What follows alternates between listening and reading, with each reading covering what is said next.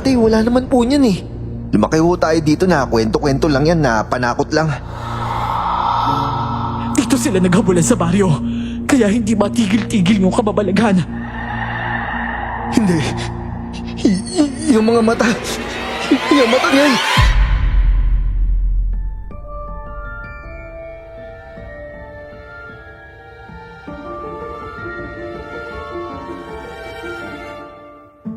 Walang bahid, inosente at puro. Yan daw ang paglalarawan sa mga puso ng mga sanggol. Sila'y paalala na ang kalooban ng tao ay nagsimula bilang mabuti at dalisay. Pero paano kung ang isang sanggol nabuo pa sa puso ng pagkamuhi at paghihigante at nauwi na sa purong kasamaan? Magandang araw sa inyong lahat, Miss Clar. Ilalahad ko ang nakakapangilabot na karanasan ng aming baryo noong 1999. Isang taon bago pumasok ang bagong milenyo. Dumating sa baryo noon ang isang sanggol. Sanggol na tila ba kalahating biyaya at kalahating kababalaghan. Tawagin niyo na lang po akong Nilo. At ito ang aking kwento. Bago ko simulan ng storya, huwag kalimutang mag-subscribe sa Miss Clar Horror Stories sa YouTube bilang suporta sa ating channel.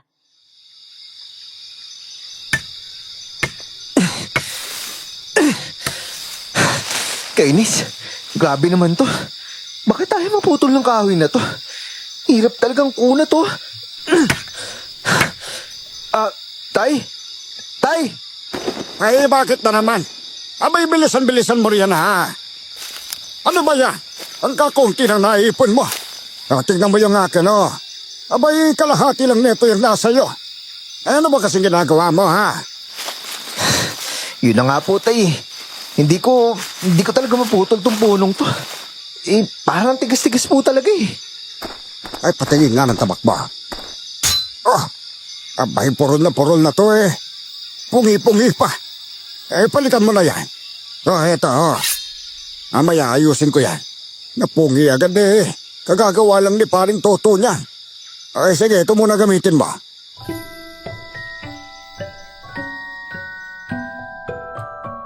Simpleng-simple ang pamumuhay namin ng Tatay Anselmo ko noon sa payak na baryong yon. Nagtatanim kami para may makain. Umaani ng gulay at nagbabagsak sa mga pamilihan. Nangangahoy kami ng panggatong araw-araw. Tapos nagbibenta rin kami ng uling. Pumapasok ako sa paaralan na kamote o saging lang ang baon. Walang reklamo. Wala ring tigil sa pagkayod. Sabi nga, buhay 90s sa isang tahimik na baryo.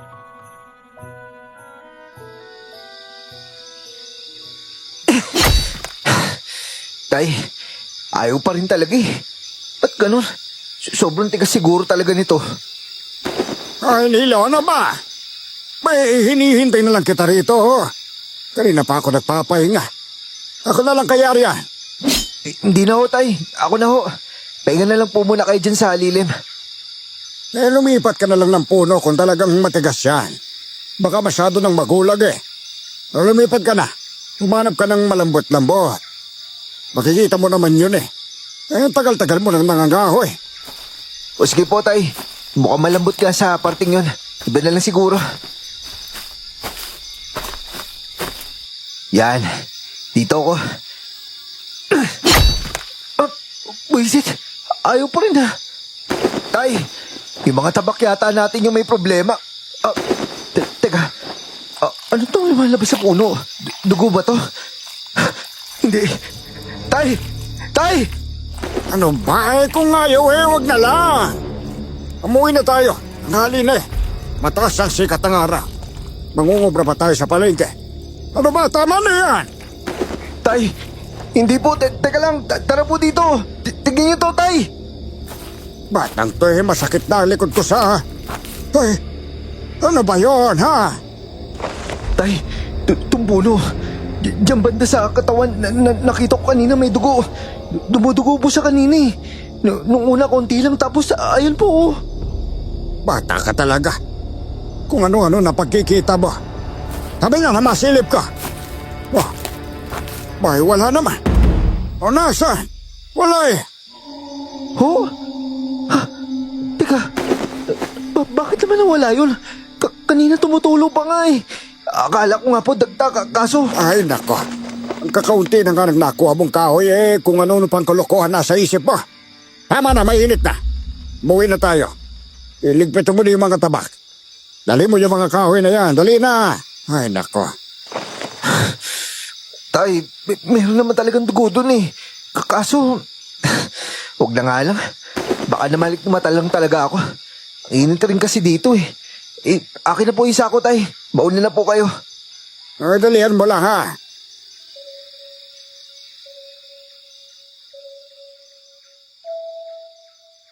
Nakita ko talaga na may lumabas at tumulo na dugo sa puno.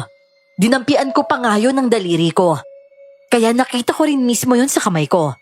Pero paglapit ni tatay, nawala. Kahit nga yung nasa daliri ko.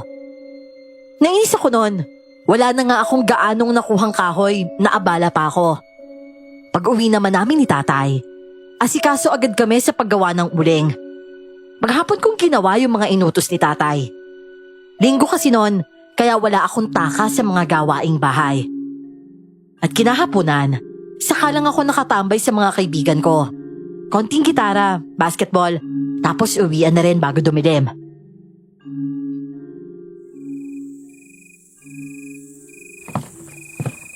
Ay, yung mga aralin mo natapos na ba? Kaya Lunes sa bukas ha. Hindi man lang kita nakitang nagbuklat na mga gagamitan mo. Sige po, tay. Mamaya na lang po. Pagkatapos ko na lang po magugas ang pinggan. Nilo, sinabi ko na sa'yo to, di ba? Hindi naman kita pinagbabawalan tumambay kasama ni na Nonong. Pero, uunahin mo lahat ng gawain mo ha. Pagtapos ng gawaing bahay, sa tanghali, sunod mo yung mga assignment mo sa eskwela. Tapos hapon bahala ka na. Pwede ka na lumabas doon. Hindi yung kailangang matulog na, saka pa. Oy, Lilo, nakikinig ka ba? Lilo! Opo, tay. Alam ko naman po yun eh. Ba't namumutla ka? Masama pa pakiramdam mo. Medyo, tay. Parang masakit po kasi talaga yung ulo ko eh. Tapos parang ang init ng mata ko. Tapos nananakit din na konti yung kalamnan ko. Aba, ano to? Natrangkaso ka yata. Ba 5 taon na hindi ka nagkakasakit eh. Banat na banat sa gawain ng katawan mo. Ay, teka nga. Kanina ka mo may nakita ka. May dugo daw sa apo na. Opo, tay. Bakit po? Pambihira. Tatawagin ko si Nana Lisinga. Ipatatawas kita. Malagay ko'y napati ka ng hindi nakikita roon sa kakahuyan. Teka, nalabas ako.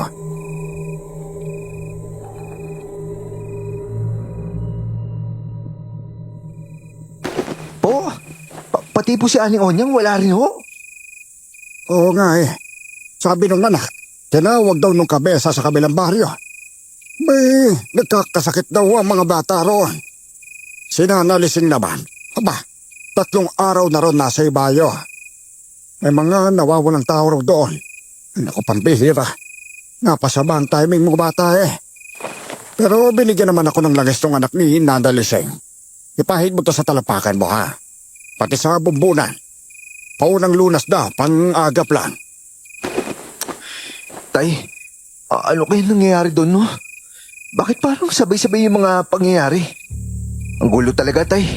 Lahat tuloy ng mga hilot dito, abala. Di ba? Papasok tayo sa bagong milenyo. Kaya di na nakakagulat na kung may kung ano-anong hindi may paliwanag. Ganyan yan, paglilipat ng milenyo. Laganap daw yung mga kakaiba, mga kababalaghan, kumbaga. Narinig ko nga po yan dati, tay. Pero ano po kaya yung kinalaman nun dito?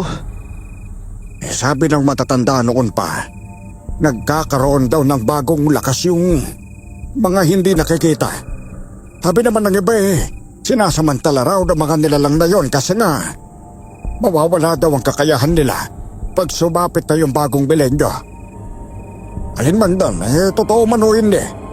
Wala namang mawawala kung maniniwala. Tsaka nasasaksihan. At nararanasan naman natin, hindi ba? Asa, bago ka matulog pahid mo na yung langis na yan. Huwag ka na munang maligo.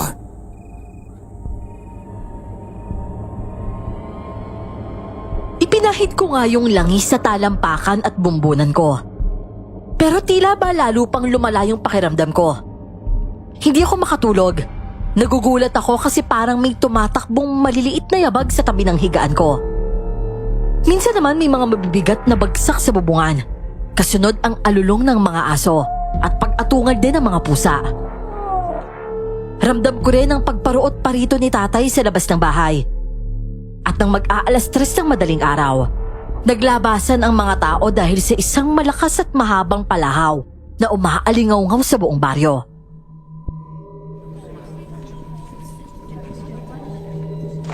Tay, ano kaya yung ingay na yun? Parang iyak na sanggol yun, no? Pero isang mahaba lang tapos garalgal. Parang isang bugso na iyak na nag-iba. Tapos biglang naging galit. Malayo pinanggalingan nun. Pero sakop na sakop yung buong baryo. Malamang nga hindi lang baryo natin ang nakarinig nun. Ay naku, wag naman sana pero parang may kung anong nilalang na isinilang o biglang lumitaw. Grabe naman yung tunog na yun, Tay. Nakakatakot naman po. Pati yung mga aso nangalati yung tapang, oh. Nagsitago na sila. May kahit nga mga kuliglig wala na tayong marinig. Nagsipagtago na rin. Pati mga paniki na wala. Lahat. Parang pati kalikasan nanginginig sa takot. Ano man yun? Naku, hindi yun maganda. Huwag naman sana kawaan tayo ng langit.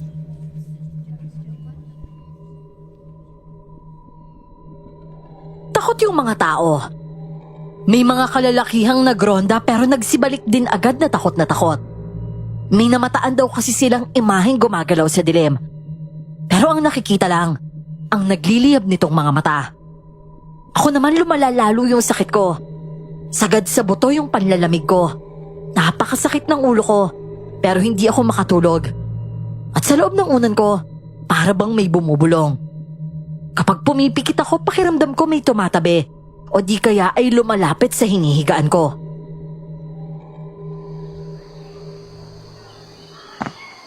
Kamusta na pakiramdam mo? Mas okay na po ako, Tay. Baka papasok na rin po ako bukas. 4 na araw na rin po akong absent, eh. Walang pasok sa eskwelahan ninyo. Po? Wala pong pasok? Aba, mantakin mo yon. Yung mga sili at mesa raw sa mga silid-aralan. May mga bakas ng paa. Maliliit daw Maliliit na puti. Tapos yung iba naman parang may bahid pa ng dugo. Kahapon kasi, sinuspindi muna ng punong guro ninyo ang klase buong linggo. Tapos yung mga kaklase mo kasama pa yung iba. Sabay-sabay daw, nagkasakit pagdating ng hapon. Pambihira. Kaya ikaw, wag ka na munang lalabas, ha? Naku, hindi naman po talaga nun, no? Pero makikibalita na lang po muna ako sa mga kaklase ko. Diyan lang naman sa kanto sila Jerome, eh. Baka meron pong bilin na gawain yung mga teacher namin. Sige. Basta wag ka magpapahapon. Umaga ka lang lalabas. Saka tandaan mo to, ha?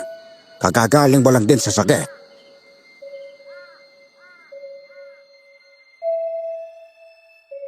Lalong naging abala ang mga hilot at iba't ibang klase ng manggagamot sa magkakatabing baryo.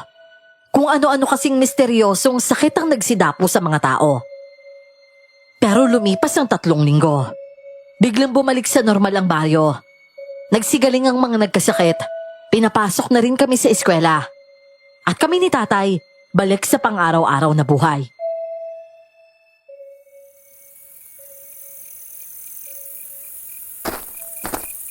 Ay, ayos, ha? Ang tindi ng araw ngayon. Natuloy na yung mga kahoy. Hoy, bilisan mo yan, ha? Inimbitahan tayo ni Paring Ambo. Binyag ng apo niya. Kaya pala nagtatayo sila ng tolda kahapon, no, Tay? Sige ho. Di na po ako kukuha ng kahoy.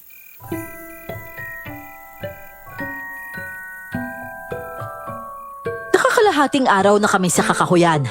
Ganado kaming pareho ni tatay noon. Napakatingkad ng araw, pero hindi naman maalinsangan. Madali rin ang pangangahoy namin. Pero nang pauwi na kami, may kung anong kakaibang nangyari sa amin.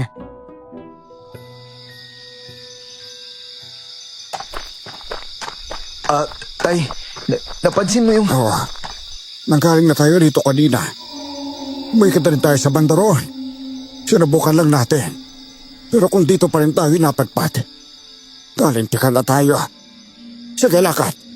Ano bang mapapansin mo? Iwasan mo maglilingon, ha? Pero tay, parang may ano eh. Parang meron yata sumusunod sa atin. Ano ba? Huwag mong pansinin. Lakad lang. Lakihan mo yung bangakakbag mo. Pero ingatan mo rin yung nilalakaran mo dyan.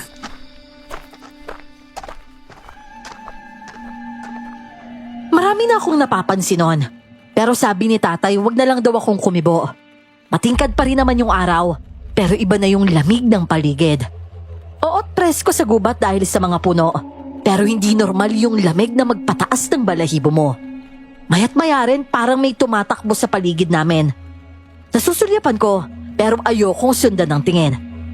Pero ang pinakakinatatakutan ko, yung hindi paggalaw ng posisyon ng araw. At sa napakahaba naming paglalakad, hindi kami makalabas-labas sa gubat na yon.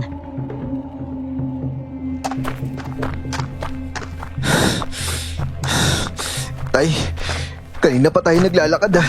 Parang lagpas 1 oras na tayo dito eh. Baligtarin mo ang gamit mo. Dali! Maglalakad ulit tayo. Hindi tayo pwedeng abutan ng dilim dito. Dali! Tumuloy kami sa paglalakad matapos naming baliktarin ang damit namin. Pero imbis na makalabas, parang lalo pa kaming lumalalim sa kababalaghan. Ilan sa mga gamit namin napansin kong nawala na lang bigla, kahit bitbit lang naman namin. Tay, nawala yung mga tabak natin oh. Pati yung iba ng mga kahoy nabawasan na. Paano naman nawala yun ng ganun? Bitbit lang natin yun ah. Halos nakadikit nga lang sa katawan natin yun tapos bigla na lang mawawala ng ganito. Kailangan mo pa bang sagutin kung bakit nawala? Abay, kanina pa tayo paikot-ikot. Baka nga hindi talaga tayo naliligaw eh.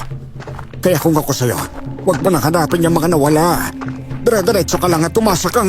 Ano? Aasa tayo na bigla na lang natin mahanap yung daan palabas? Eh, sabi niyo may kung anong hindi mapaliwanag dito ah. Isa lang yung ibig sabihin nun, tay. Hindi mariresolba to ng lakad tapos aasa lang. Ano kayong gusto mo? May naiisip ka ba? Kasi ako wala eh. Wala talaga. Nagbalik na tayong damit pero nawawala pa rin tayo. Huwag ka lilingon. Huwag mo lang hanapin yan. Tay, hindi po basta sanggol yun, no? Sanggol yun sa tunog. Posibleng saan nyo rin pero ang tanong, ano yung nasa loob ng sanggol na yon? Teka, nasa pa ba rin posporo? Po, teka, nandito lang kanina yung sa bulsa ko eh. Tay, nawala rin po. Pues, gagawa tayo ng sarili nating apoy. Kaya nawala yung posporo mo kasi takot siya sa apoy. Opo, sige po. Gamitin natin tong ibang kahoy. Tapos maghahanap po talaga ako ng talagang tuyo.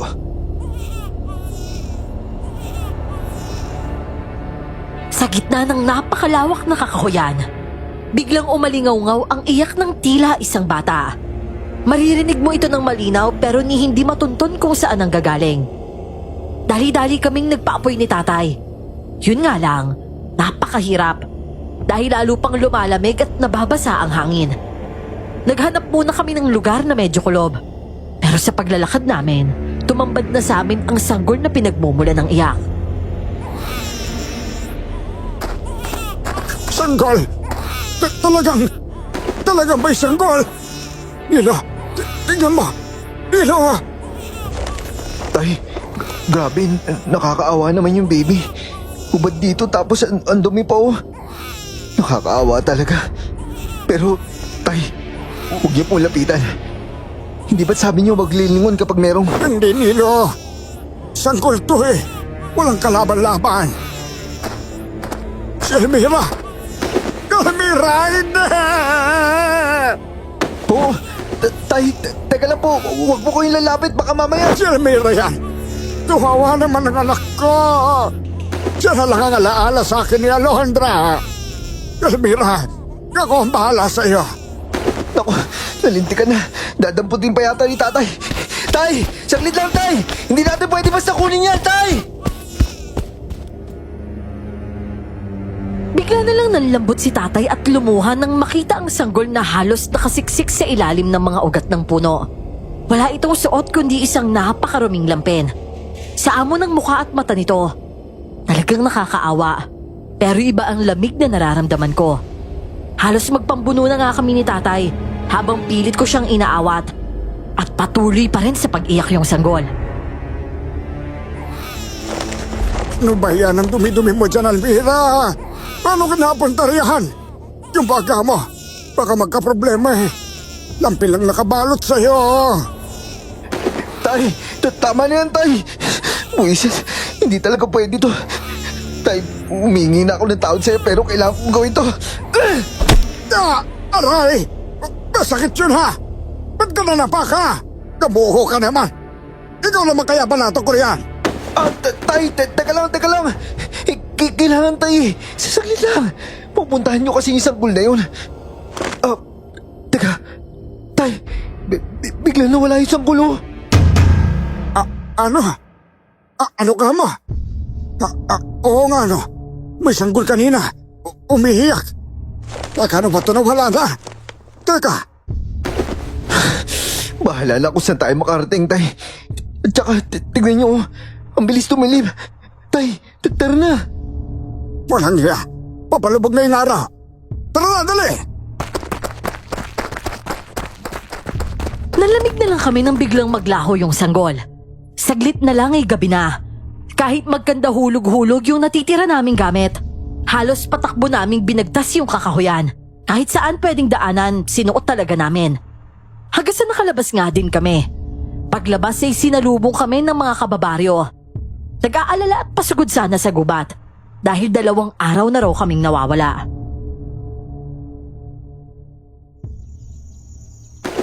Tay, ayos lang po ba kayo? Ayos lang.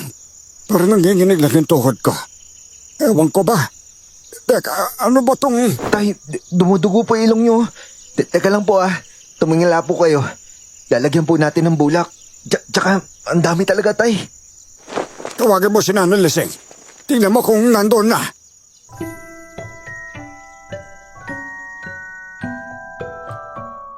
Swerte namang inabutan ko sa bahay nila yung manggagamot. Pagkakita pa lang sa akin ng matanda, nanlaki agad yung mata niya. Kumabog yung dibdib ko nang sabihin niyang may sanggol daw na nakakapit sa likod ko. Gusto kong tumalon o gumulong sa takot, pero nanigas na lang ako. Agad niya ako sinabuyan ng talulot ng kung anong bulaklak. Bigla namang gumaan yung pakiramdam ko. At kahit nanghihina pa ako, dali-dali naming tinungo si tatay.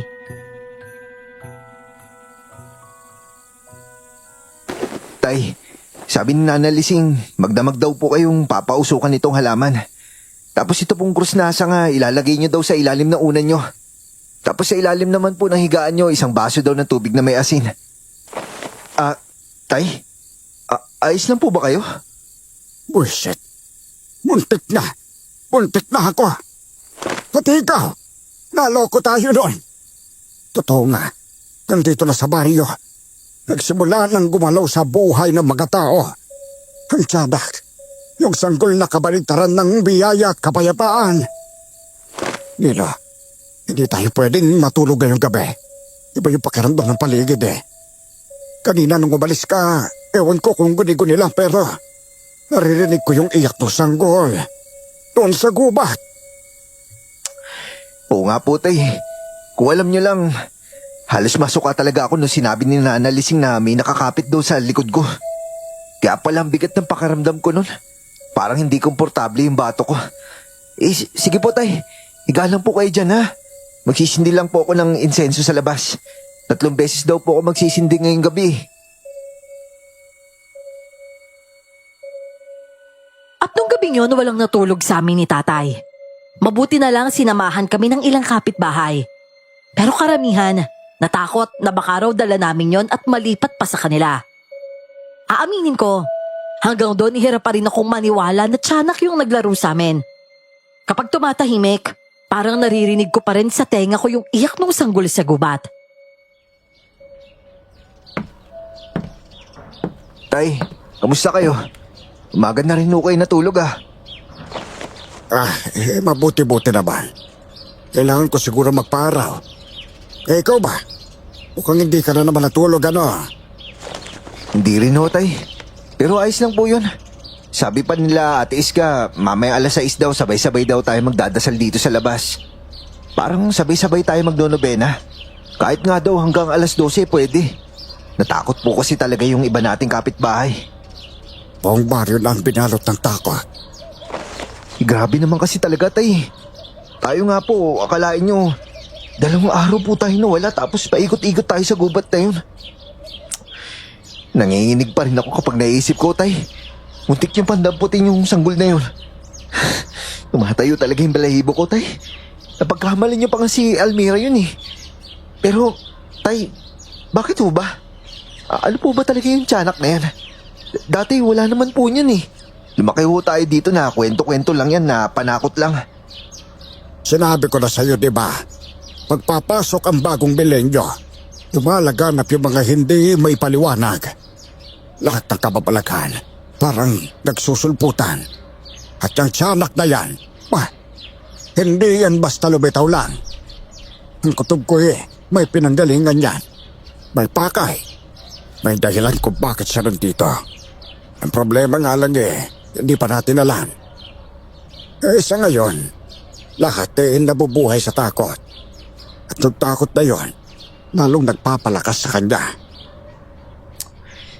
Paano ba naman hindi matatakot dun, tay, di ba? Pero, tay, pupunta lang po ako sa palengke Ako na lang po yung magbababa ng ani natin doon. Maninindahan din po ako. Makikibalita siguro ako sa simbahan. Nagpuntahan daw po kasi yung mga tao doon eh. Hinahanap si Father. Sige. Basta bumalik ka agad, ha?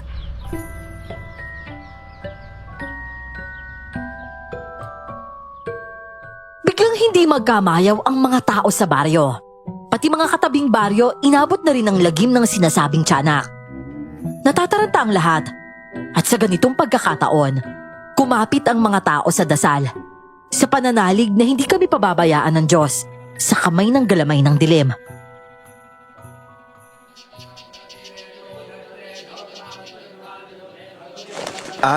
Manang, ito pa hong ensaymado. Nandun lang po yung kutsinta na dala ni Mang Totoy Pakiabutan na lang po yung ibang nagdonobena. Hilo, yung tubig. Mauubos na. Salinan mo na. Oo nga no. Sige po tay. At saka, ayos din tayo no. Hindi naman po sa natutuwa ako sa lagay natin ngayon pero makikita mo talaga halos buong baryo nagsama-sama talaga magdasal Ang laking gaan talaga sa dibdib ko. Bayo naman. Pero sabi mo nga halos buong baryo. Yung ilan na hindi sumama sa dasalang ito. Ano kayang ibig sabihin nun? Kasi yung mga hindi nakikisabay, doon naman kumakapit. Doon kumukuha ng lakas. Yung nilalang ng dilim na yon.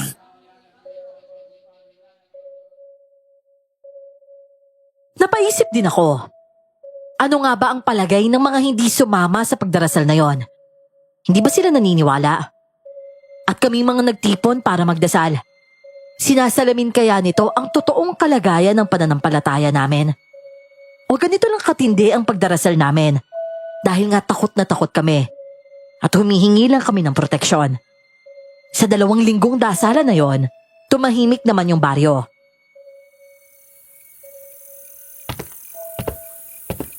Tay, kukuha daw po sa atin ng uling si Ate Mayang.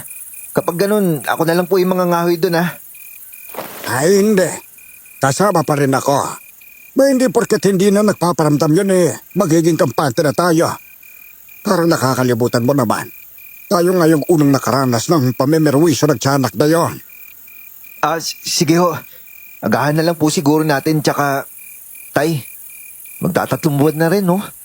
Akala ko tuloy, ganun na lang palagi Yung laging takot na takot tayo dito.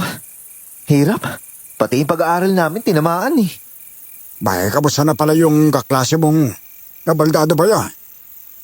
Si Mara ho? Ayos na po siya. Di ho ba lumiit yung binti nun? Ang sabi niya, nakarinig daw siya ng iyak ng sanggol nun. Yung parang narinig natin. Tapos pinagaling daw po siya nung Indiano na asawa ng ate niya. Ginamitan daw po ng, ano ba yun? Parang bato daw. Pantaboy daw sa masamang espiritu. Ayun, gumaling naman ho. May iba rin kasing paraan yung mga Indiano. Butit tumalab sa kanya. Ay, siya, mauhuli ka na. Mag-alas 9 na eh. Sige po, tay. Susunod na lang po ako sa inyo sa palengke pag-uwi ko.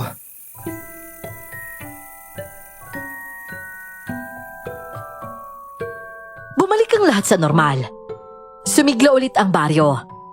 Kung dati halos wala nang lumalabas sa gabi. Ngayon kahit madaling araw may tumatambay na ulit. Lumipas nga ang 1 taon. Ang minsang panggagambala ng nilalang ay naging panakot na lang sa mga bata. Pero gaya ng sabi ng matatanda, ang mga ganitong nilalang ng dilim, mapanlinlang at traidor.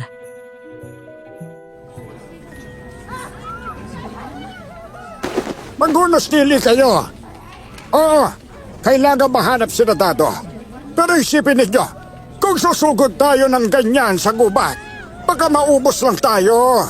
Wala pang mapapala. Nainkwentro na po namin yung tiyanak na yan. At sinasabi ko sa inyo, yung mga nagagawa niya hindi nyo aakalain. Hindi nyo namamalayan na paglalaroan na pala kayo. Kaya sana huminahon po muna tayo.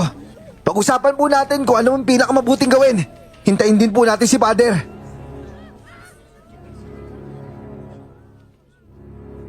Halos madaling araw na noon nang maipon ulit ang mga taga-baryo sa labas ng kanika nilang bahay. 3 ginang kasi ang nanaghoy sa iyak, galit na galit. Ang kanika nila raw asawa hindi na nakabalik mula nung manghuli ng bayawak sa gubat nung hapon.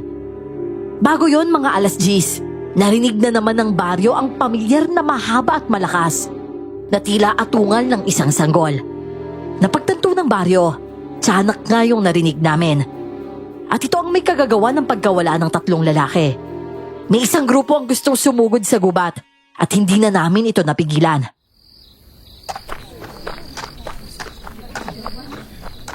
Tay, malito. Parang sumuong tayo sa patibong nung nilalang na yun. Tama ka. Pero hindi na rin natin maiiwasan na bubugso ng ganito yung damdamin ng mga taga-baryo. Ilang beses na rin tayong nadali ng pamimerwisyo ng tiyanak na yun. Kahit si Father, hindi niya pinalampas. Tama ho kayo. Kaya palang tamlay nung misa nung linggo. Pero, tay, gaano kaya katotoo yung nangyari kay Father? Sa tingin ko, hindi yan basta chismis. Yung sakristan mismong nagbalita eh. May alas 4 daw ng hapon. Lumabas si Father sa likod ng simbahan kasi may narinig siyang iyak ng sanggol. Habang may sanggol nga raw, nakasiksik, gumagapang sa basurahan. Siyempre, maaawa ka. Lumapit naman si Father at dinampot yung sanggol. Tapos nung matignan daw niya yung bata, at yung mata niya, pulang-pula, sobrang matalim. Takaraw niyang iahagis pero nahuli na. Bigla raw ubitim yung mata ng sanggol. Nagkapangil tapos kumapit sa balikat ni Father. Abay buting at braso lang ang nakagat. Pero yun, hanggang ngayon, hindi pa rin makabangon si Father. Grabe. Nakakilabot naman yun. Ibig sabihin, wala talaga may tutulong sa atin si Father ngayon. Naku, kailangan pa naman natin siya. Tapos ito, pumasok pa tayo sa gubat ng walang kasiguruhan. Wala na tayo magagawa. Kailangan na lang talaga nating magtulungan ng buong baryo. Kabay sobra na kasi ito eh.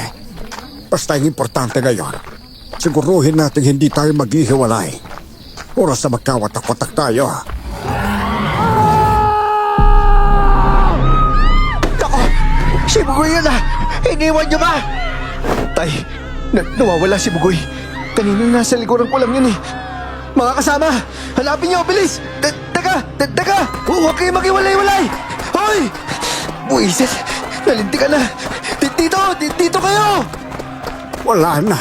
Kakasabi ko lang eh. Ngayon, may gumagalaw yata ron. Nakakapangilabot na hiyaw ng isa sa mga kasama namin ang gumuhit sa buong kakahuyan. Wala na nga siya sa hanay ng lingunin namin. Dahil doon nagkagulo ang grupo. Nagtakbuhan sa iba't ibang direksyon ng mga tao. Nawalan ng koordinasyon hanggang sa tuluyan kaming magkawatak-watak. Biglang kami na lang ni tatay at 3 pang lalaki ang natira sa grupo. At wala na kaming magawa. Pinuntahan na lang namin ang dako na parang may gumalaw. Wala. Nakita ko kanina dito yun eh. Parang may gumagapang. Maliit at saka mabilis. Nakita ko rin yun, Tay. Parang may umingit pa nga eh, na parang humuni. Ganun eh. Teka, galugarin pa natin paloob. Pero ang kapal ng talahib dito, Tay. Ha? Ayun. Sige. Hawiin mo lang yung patpat. Randy, taglawan mo nga kami. Jesus Mariosa! Ano yan? Pagkay! Katawan ng tao yan! Hindi. Wala na. Naagnas at nilalangaw na, Tay. Tignan nyo. Parang inatkit yung leg pati sa banda sikmura. Warak na warak. Pero sino to? Hindi to yung kasama natin. Matagal na to dito. Teka. Sa taas na puno. Ayun! May gumagalaw! Tagalawin nyo! Ayun na duga! Tutukan mo ba? Maliit na ha? Ano yan? Yan na nga yun. Ang lihit-lihit pero grabe yung itsura. Tay, grabe yung mata niya parang nagliliyab sa dilim. Pero tingnan nyo, parang hindi siya makababao. Tay, anong gagawin natin? Ay, dito mga kasama! Nandito yung hinahanap natin! Masusukol natin dito! Dito! Tay, lumundag, Tay!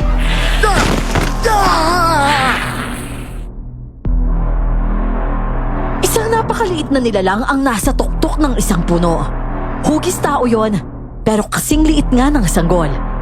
Mahirap itong makita sa dilim dahil napakaitim ng balat. Pero ang mga mata nito, talagang lumiliyab. Bigla nitong nilundag si tatay. Kinapitan niya nito sa batok. Mabilis namang gumulong si tatay at nakatakbo naman agad palayo yung tiyanak. Nagsuot ito sa masukal dahil maliit at napakaliksi ng kilos nito.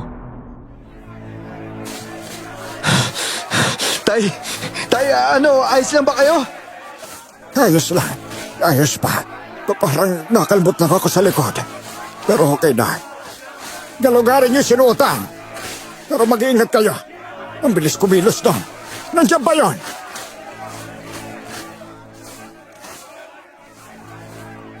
Nagkasama-sama na ulit yung mga napahiwalay. Mas lumaki na yung grupo na gumagalugad sa direksyong pinagtalunan ng tiyanak. Pero wala na kaming makita. Higit 2 oras pa naming ginalugad yung gubat. At nung magpapasya na sana kaming lumabas, may narinig na naman kami.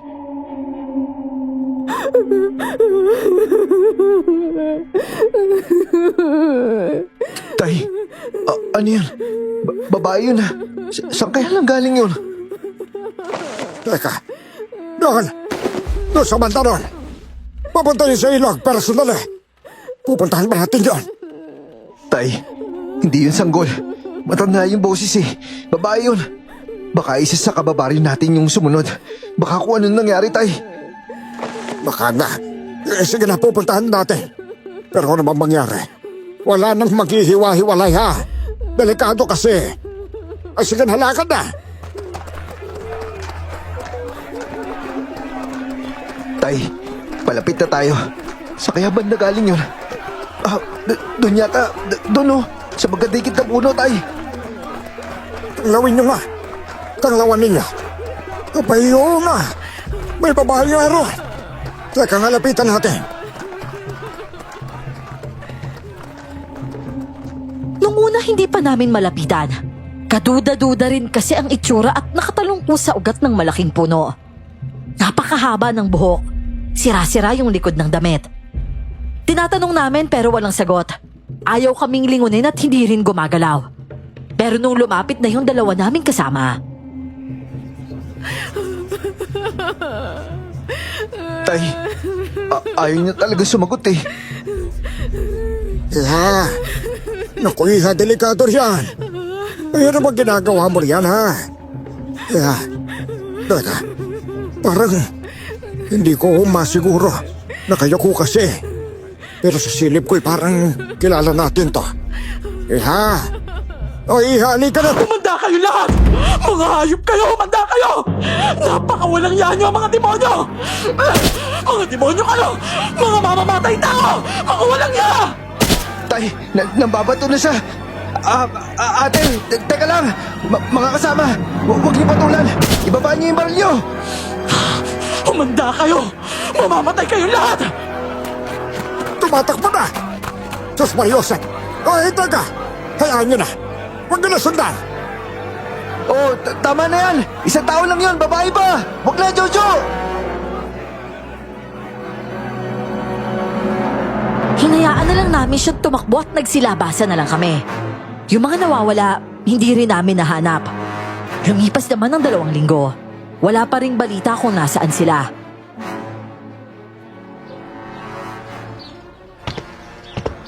Yung mga order na uling doon sa mga karindere sa palengke, ikaw na magdala mamaya ha. Tapos pag uwi mo galing sa eskwela, isalansan mo yung mga sako. Patuyuin mo. At bago ka umuwi, pabango ka ng daing kay Mayang. Ilalako ko bukas. Sige po, tay. Pero paano po yung utang natin sa inchik na pataba? Sinisingil na po ako dun eh. Hindi na singkit yung mata niya sa galit pag dumadaan ako dun eh. Sige na, bayaran mo na. Ang usapan namin katapusan pa eh. Pero sige na nga. Tay. Kahapon nga pala nung nagbaba ako sa palengke. Merong babae nung babato dun eh. Nagwala talaga. Yung tindang asin pinagbabato sa mga tao. Kinalat niya. Tapos pinagtulungan siya. Sabi ni Mang Dodong, yung babaeng yun daw, si Aling Edna daw. Yung babaeng nakita natin umiyak sa gubat nung hinahanap natin yung mga kasama natin. Edna? Edna?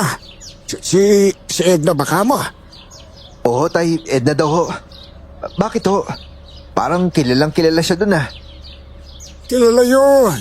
Dating taga-baryo yun. Nasiraan ng bait tapos pinatay daw niya yung asawa niya.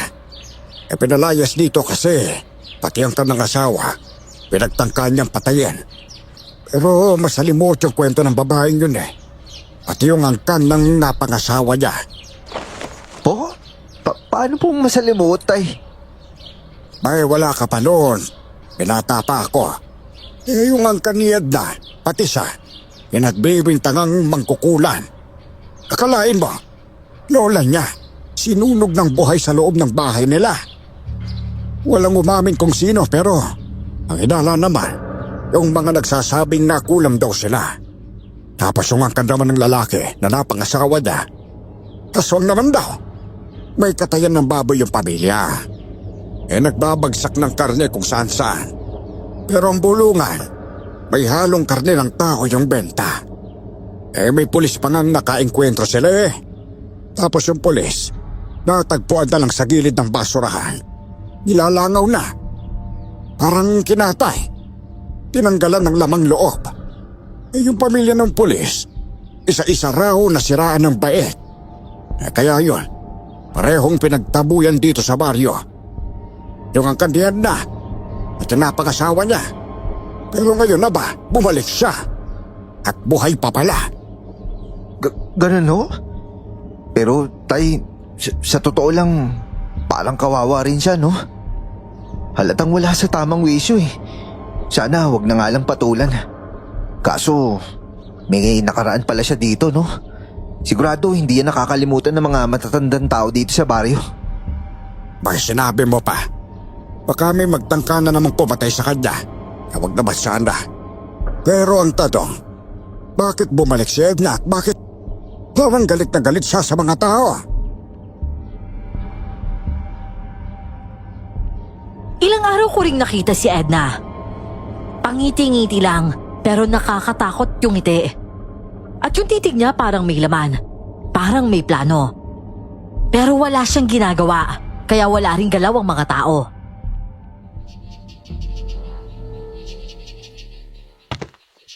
Oh, galing kang palengke, di ba? Nabalitahan mo ba? Opo, tay. Si Father daw po pumanaw na. Ang dami raw sakit na dumapo dun eh. Balita ko kapag gabi lumalabas daw ng simbahan. Naglalakad sa paligid tapos sa likod daw lagi. Parang may nilalaro siyang bata kapag inaabutan ng mga sakristan. Parang wala rin sa katinuan. Yung kagat ng tiyanak malamang. Yun na yung naging umpisa. Malamang nga ho, tay. Punta ho tayo mamayang gabi doon, tay. Unang lamay eh.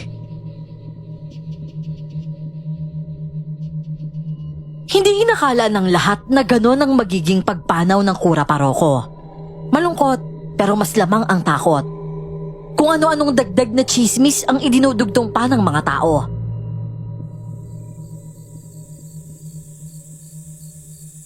Sabi ni Aling Menang napadaan daw siya sa simbahan eh. Meron daw siya narinig ng tunog ng sanggol. Parang tumatawa daw, Tay. Yung parang may nilalarong sanggol, ganon.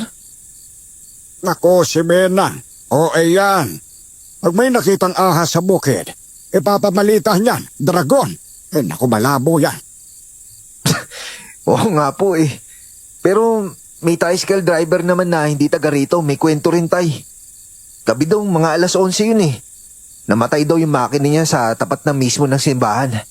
Tapos maya-maya, may narinig siyang tawa daw ng sanggol. Siyempre, nagtaka siya kung bakit may baby sa ganong oras.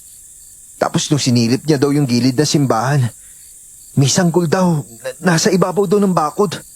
Nakangiti daw yun sa tricycle driver pero pulang-pula daw yung mata. Tapos nung lumandag pababa sa pader, akala niya pupunta sa kanya eh. Kaya tumakbo siya. Iniwan na nga lang daw niya yung tricycle niya.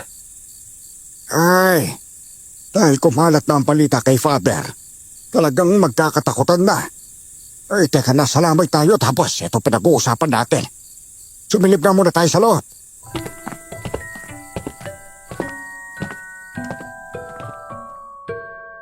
Sa ilang gabing lamayan ay hindi natapos ang kwento tungkol sa sanggol sa gilid ng simbahan. Nabawasan ang nagpupuyat dahil sa takot. At kahit sa libing ni Father, sumingit pa rin ang hindi maipaliwanag. Tay, grabe. Narinig niyo rin yun, di ba? Dinig ng lahat. Sa kalagitan ng misa, may sumingit na hagik-dik ng sanggol. Ang malinaw, ang dapat magpaliwanag yan, yung mga taga-simbahan.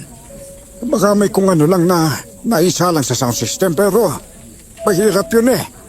Kaya nga't umuwi sa takot yung iba. Matapos nga ang libing ay lumipas ang isang taon na biglang tahimik ang baryo. Bumalik sa normal ang pamumuhay. Hanggang sa isang araw. Oh, baba! Ayos tubig din yan! Bilisan nyo! Depensa! Dilo, pare! Abangan mo dyan! Ayun o! Oh, still ko yan, pare! Takbo kayo! Oh! Pasa mo! Nice! Ayos yun! Pre, nakita nyo? Di ba kikita nyo lahat? Sa tuktok ng backboard, meron sumilip na bata, di ba? Oo, pare. Kita ko yun. Hindi ako pwede makamali. Ako yung tumira eh. Nakabang yung mata ko dun mismo. Sumilip talaga. Para maliit na tao o bata. Baby yata yun eh. Sumilip galing sa likod ng board. Tinapik yung bola paloob sa ring kaya pumasok. Nilo, alam ko nakita mo rin yun eh. Diyos ko, ano yun? Bumalik na naman kaya yung tiyanak? Walang nanlibre ng ice tubig dahil itinigil na namin ang laro.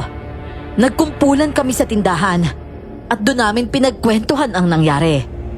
Agad kumalat sa buong baryo ang nangyari sa basketbulan.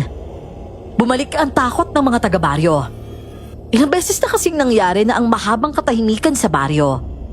Tila buwelo lang pala para sa mas malagim na mga susunod na mangyayari dito.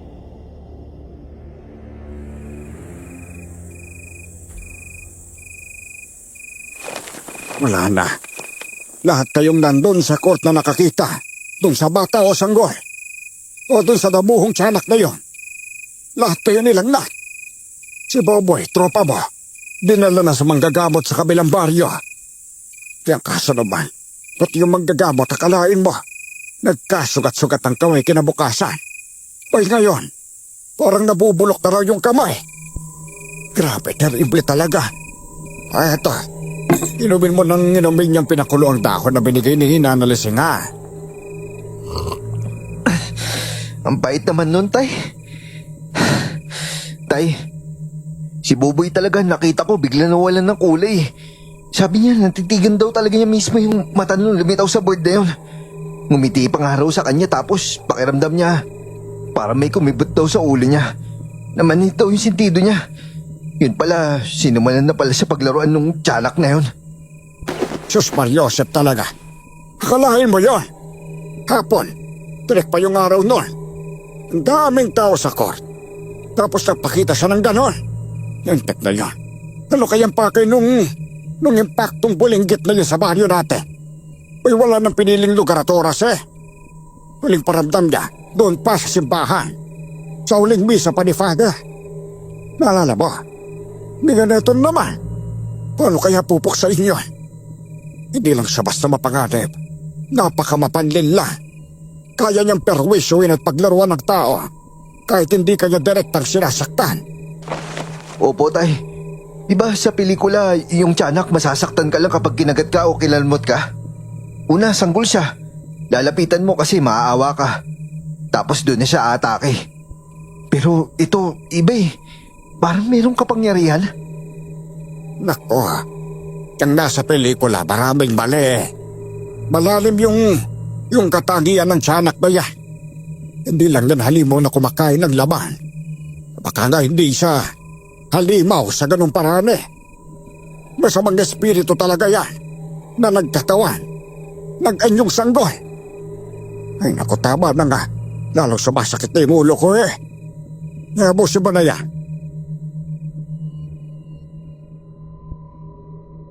Balik sa pagkabalisa ang baryo. Pero hindi na nagpaawat sa pananakot at pamamerwisyo ang nilalang ng dilim. Isang kakilakilabot na umaga na naman ang bumungad sa aming lahat nang may mamataan sa mga bubungan ng bahay. Terrible! Nasa mga bubong yung mga bangkay! Ingat kayo! Tagpitan niyo yung hawak sa akda! Kung may isa pa kayo hanggang dyan, dalhin niyo na rito! Grabe! Grabe ang itsura ng mga katawan! Tay, di ba sila yan? Yan yung mga kababaryo natin matagal na nawawala, oh. Oo, at mukhang napakatagal silang ginawang laruan ng batang demonyo na yon. Puwisit talaga. Kailan ba matatapos to? Yung tatlong kalalakihang matagal nang nawawala. Isang umagay biglang natagpuan sa bubungan ng kanika nilang bahay. Humpak na humpak ang mga katawan nila. Punong-puno ng maliliit pero malalalim na parang mga kalmot. Napakarami ring bakas ng napakaliliit na kamay. Maliliit na kamay na gaya ng sasanggol.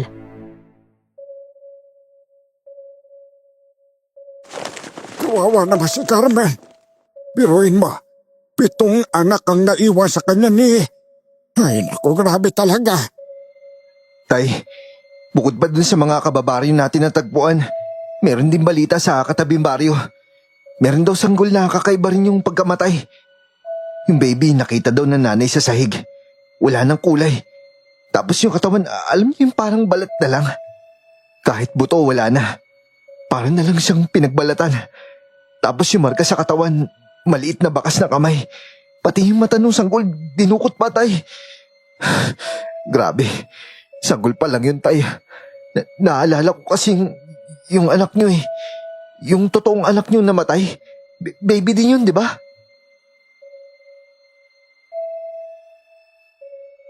Oo, tama po ang narinig nyo. Hindi ako tunay na anak ni Tatay Anselmo.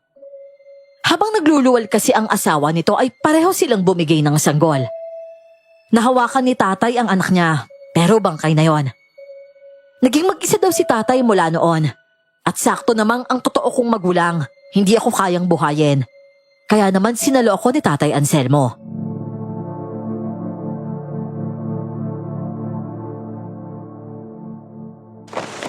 Oo, hindi ko man lang narinig umiyak yung anak ko noon eh. Pati asawa ko, kinuha sa akin. Pero hindi ako pinabayaan ng Diyos. Ikaw naman yung biyayang kapalit sa akin. Buti na lang, tay. Naibigay tayo sa isa't isa, no? Pangako, tay. Lahat ng ginawa niyo para sa akin, hindi ko babaliwalain yon. Magtatapos po ako. At kapag naging teacher na ako, mas giginhawa po yung buhay natin. Salamat. Salamat kasi may pangarap ka. At salamat din kasi nakasama ako sa pangarap mo. Wala akong ibang hiniling kundi maging mabuti ang buhay mo. Lalo na Nilo. Hindi mo ako makakasama habang buhay. Kaya magpakatatag ka ha. Magsumikap ka. At huwag mong kakalimutan ng Diyos. Halos magkaiyakan pa nga kami ni tatay nang pareho naming maalala kung paano kami nagtagpo. Hindi kami magkadugo, pero ang naging ugnayan namin, talagang langit ang nagpatibay. Gabi-gabi kong dinadasal na maabot ko ang pangarap ko. Hindi para sa akin kundi para kay tatay. Gusto ko kasing ibalik kay tatay ang lahat ng kabutihang ginawa niya sa akin. Gusto kong sa panahong makamit ko ang ginhawa, si tatay ang pag-aalayan ko noon. Pero hindi ko maintindihan kung bakit nangyari ang bagay na ni minsan hindi sumagi sa isip ko.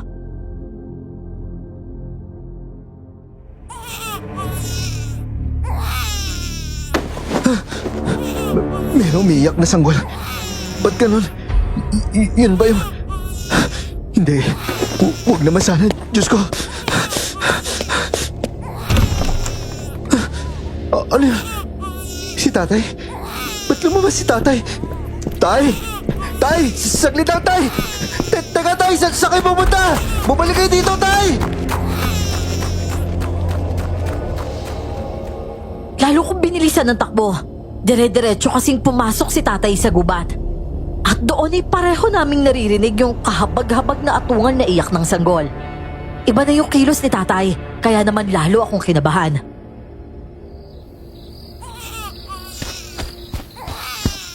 Tay! Ano ba, tay? Umuwi na tayo! Nandiyan na naman yung sanggol sa paligid eh! Ano ba nangyari sa'yo, tay? Si Elmira! Si Elmira! Umiiyak si Elmira! Kawawa naman si Elmira! Hanapin ko si Elmira! Naku, wala sa sarili si tatay. Tay, ano ba? Tara na, umuwi na tayo, tay! Elmira! Si Elmira! Tahan, anak! Nandito na si tatay! Nandito na si tatay! Iuwi na kita kay nanay! Tay, ano ba? Huwag niyo lapitan niya! Dadampot sana ako nun ng bato na ihahampas ko sana sa ulo ni tatay. Pero para namang may tumulak sa akin sa isang butas na punong-puno ng putik. Nahulog pa ako sa kumunay. Ang hirap gumalaw. Tay! Tay, huwag niyo taputin yan, tay! Buwisit! Hindi talaga ako makalis dito! Elmira! Elmira, halika dito! Ito na si tatay! Elmira, anak! Sino ba'y gawa nito sa'yo, ha? Hindi bale. Nandito na si tatay, ha? Nandito na si tatay. Uwi na tayo, anak, ha, Elmira! Tay! Iagis niyo yung bata ngayon na! Ano ba? Hindi niyo ba ako naririnig? Buwisit! Tay! Nagkakapangil na yan! Iagis niyo na! Tay! Pero wala talaga akong magawa sa putika na yon. At habang nakatitig ako at nag-iiyak na rin, nangyari sa mismong harap ko ang kinatatakutan ko. Uwi na tayo, ha? Uwi na tayo, Elmira, na. Ha? Tay! Hindi, wag, tay! Wag! Kitang-kita kong nabanat ang bibig ng sanggol ng ngumanga ito ng napakalaki. Sinagpang nito ang gilid ng leeg ni tatay. Sumambulat ang dugo. Bumuhol agad si tatay sa sahig. Parang natauhan na siya pero huli na ang lahat. Pilit nagpapalag si tatay. Nagpagulong-gulong siya pero napakahigpit ng kapit ng maliit na halimaw. Kinalmot nito ang mata ni tatay. Sa sumunod na sagpang ng tiyanak, tenga ni tatay ang napingas. Hanggang sa unti-unting nawawalan ng laban si tatay. Ako naman, para bang talagang ipinuwesto ng tiyanak para mapanood ko ang paglapa nito sa tatay ko. Pero dahil sa galit, bigla akong nakapiglas.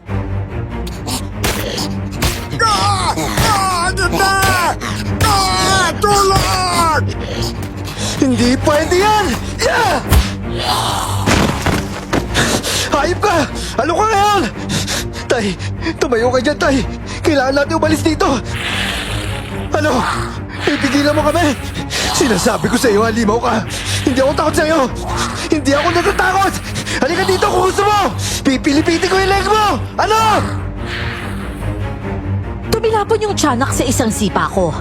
Pero bumalik ito at noon ay nakatayo na sa dadaanan namin. Pero nakipagtitigan ako sa tiyanak. Mata sa mata, hindi ako kumurap. Unti-unti akong humakbang palapit sa tiyanak na yon. At napansin kong umaatras ito, kaya lalong lumakas yung loob ko.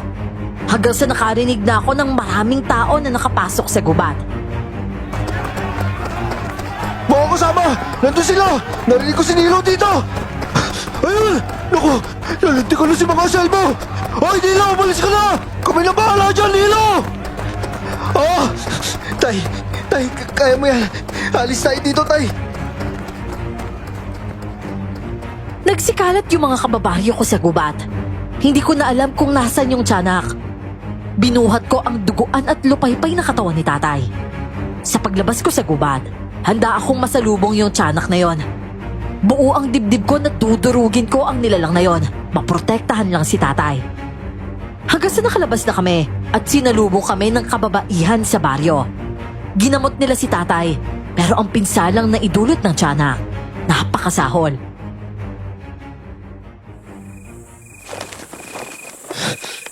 Nanalising, ano pong lagay ni tatay? Kakayanin ho ba niya? Napakalubha ng lagay ng tatay mo. Pero Nilo, magpakatatag ka iyo. Kailangang handa ka sa kahit anong posibleng mangyari. Pero ipagdasal mo rin ang tatay mo. Umasa na lang tayo sa may kapal.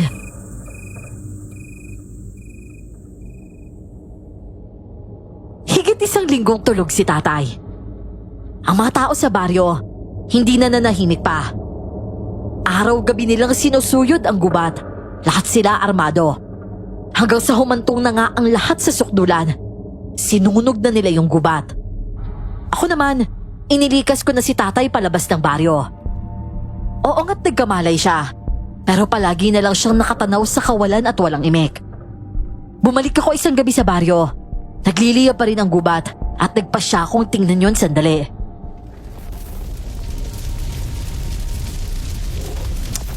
Sayang naman yung gubat. Ang lungkot na kinakailangan pang umabot sa ganito. Pero baka tama na rin. Wala na eh. Gaya nitong gubat, hindi na may babalik sa dati yung baryo. Hindi na talaga babalik sa dati ang lahat. Lalo na si tatay. Ano? Sa kalagitnaan ng apoy ay isang pamilyar na tunog ang narinig ko. Isang palahaw ng sanggol. Sinipat ko yung paligid. Namataan ko ang isang sanggol na hubad at gumagapang malapit sa isang natutupok na punong kahoy. Tumalikod na lang ako, pero hindi ko maintindihan kung bakit sumulpot sa utak ko si tatay. At yung puso ko, biglang nakaramdam ng kurot.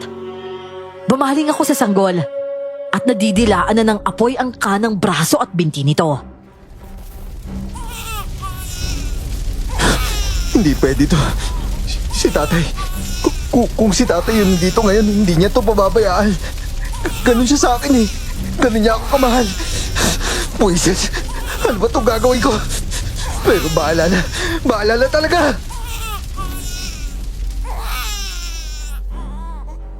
Iyak na nang iyak yung sanggol na dinidilaan na ng apoy. Dali-dali ako tumakbot yumuko sa sanggol na yon. Inilayo ko sa apoy ang bata. Inapula ang nagliliyab ng braso at binti nito. Nang titigan ko yung mata ng bata, habag ang naramdaman ko. Para kasing nakikita ko ang sarili ko dito. Naramdaman kong may nasa paligid at tila nanonood. Itinakbo ko palayo ang bata. At nang matanaw ko ang simbahan, inilapag ko ang sanggol sa tapat ng tarangkahan nito.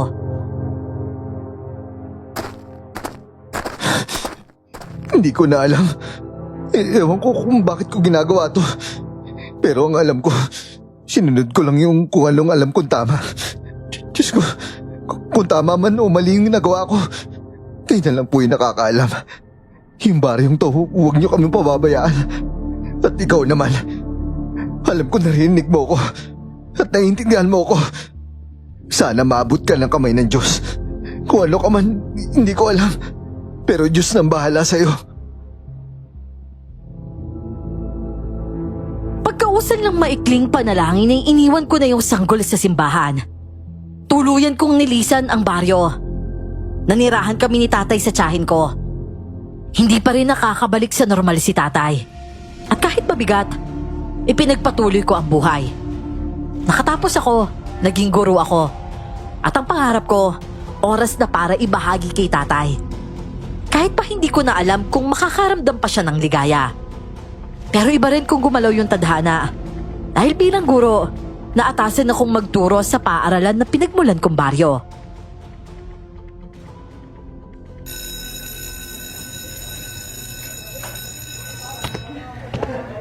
Okay mga bata, ilabas niyo yung aralin na binigay ko kahapon. Sana lahat kayo nakagawa ng takdang aralin ha. Tatawag ako na magsasagot sa api, Sara. Teka lang ha. Apa, totoo nga yung balita. Ano, Nilo? Kumusta ka na? Kabesa, mga bata, batiin niyo ang kabesa natin. Hindi na. Mabahala pa kayo. Isasaglit lang naman ako. O, kumusta ka na, Nilo? Abay, bangiba ka na. Hindi na ikaw yung siga-siga na gusgusin noon. Kagalang-galang ka na ngayon. Eto, kabesa. Awa ng Diyos na tupad yung pangarap ko maging guro. Kayo naman ho, batang-bata pa rin kamusta po kayo? Paano ba naman? Hindi mawawalan ng buhok Gusto ko na nga maging retirado sa pamumuno sa baryo. Kaso walang gustong pumalit. Ikaw naman baka gusto mong palitan. Total, guro ka na ngayon, hindi ba? Ibang klase ka talaga. Hindi pa rin ako makapaniwala sa itsura mo ngayon. Kagalang-galang ang dating At matapos lahat ng nangyari, mabuti pa rin sa iyo ang Diyos. Nakatapa ka na sa pangarap mo. Yan nga lang kailangan mong balikan yung, alam mo na, yung hindi magagandang... Ganun ho talaga siguro, kabesa. Minsan, ibabalik ka talaga kung saan ka nagmula Pero, ano yun? Sino yung nagtatakbuhan? O oras ng klase Ay, naku, wala nang iba. Mga pasaway talaga. Pahiram lang kasi, sir. Isasauli ko rin mamaya. Ibabalik ko agad. Oy! Buisit ka bata ka! Bumalik ka dito! Ano gagawin mo sa pustiso ko? Akin na nga yan! Oy! Si Bobo yun Naging teacher na din? Ayos! Ako yung nakasiko dyan dati sa basketball kaya naman niya ng ngipin. Pero, sino yung batang yun? Oy! Kabesa, mapapanggaan yung... Ay, bata! Ay, mali! Ay, sus Mariosep ka!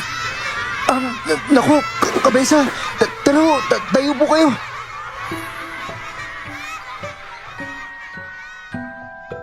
Natumba si Kabesa at sumaklob pa sa bungbunan niya yung mangkok ng tsampurado.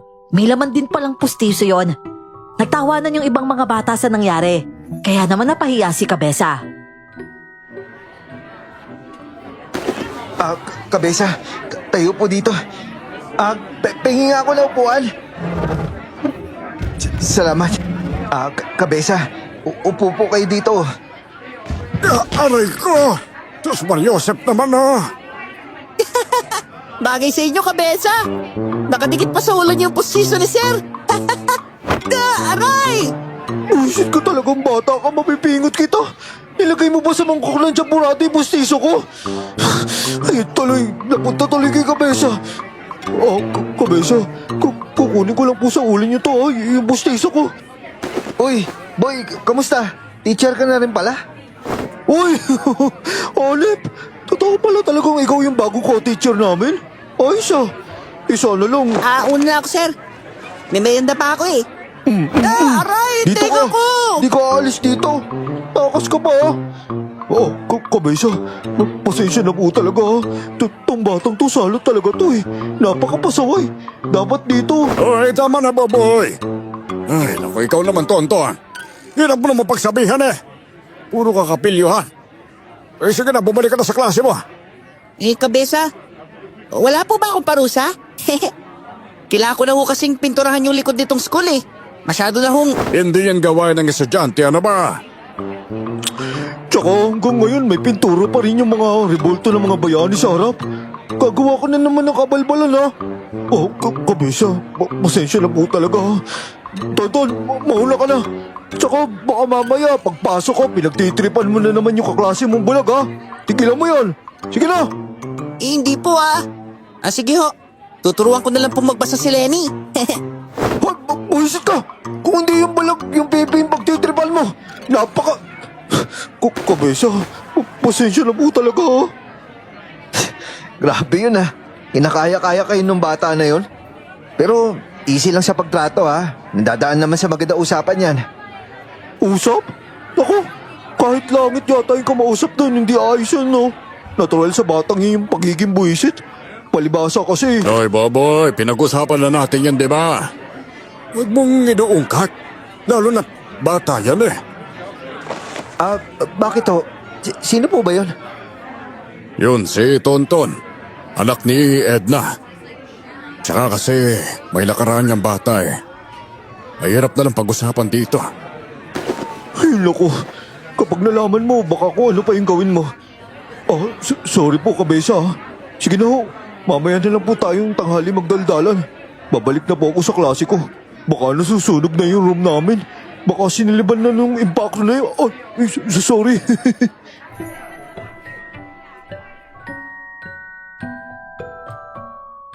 Hindi ko pa ganong naiintindihan no ng pagtrato nila sa batang yon. Mukha naman talagang pasaway yung tonto na yon. Yung tigas pa lang ng mukha nun, yung maangas na tingin at saka asta. Para talaga siyang tigasin. Pati kung makipag-usap, akala mo kalibel lang niya ang mga nasa paligid niya. At sa ilang buwan ko sa baryo, madalas-dalas ko ngang napapansin ang naiibang trato ng mga taga-baryo sa pasaway na batang yon.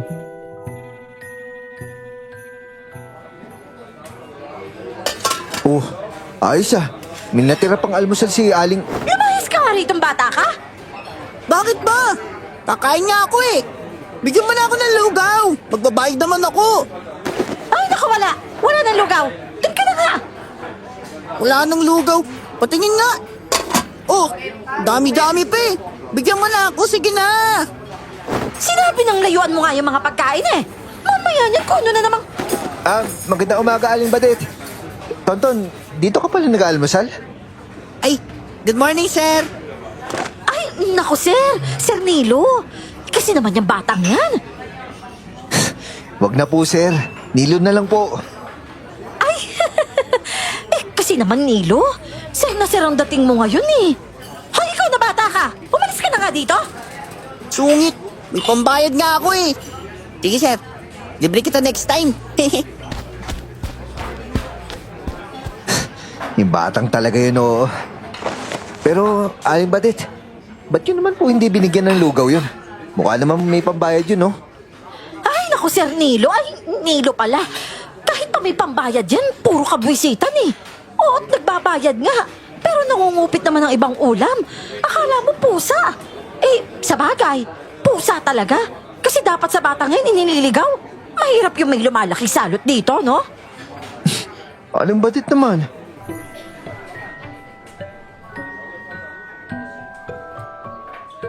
Sumingit pa nga yung ibang kumakain doon. Dapat daw kapag nakikita ko yung batang yon, palayuin ko talaga sa akin. Naiintriga talaga ako. At sa totoo lang, kapag nasusulyapan ko yung mga mata niya, may naaalala ko sa kanya. Hindi ko maintindihan kung pamilyar nga ba talaga ang batang yon o may kamukha lang.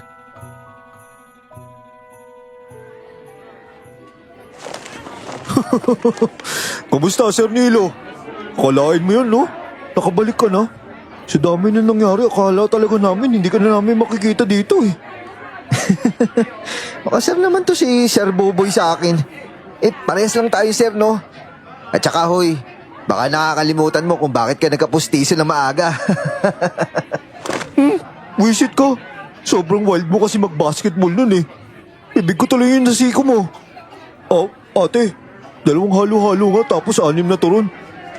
Pre, sagot ko na to ha. Salamat ha. Pero, kamusta? Nagbabasketball ka pa rin ba? Hindi na, no? Sa tabakong to. Coach na lang ako ng basketball sa school natin. Kaso, mahirap talaga. Wala akong mahanap na matino. Ay, meron pala kaso, hindi pwede isali. Bakit naman? Overage ba o meron sakit? May sakit? Oo, meron sakit sa utak yun. Kapag pinasali ko yun, madidisqualified lang tayo.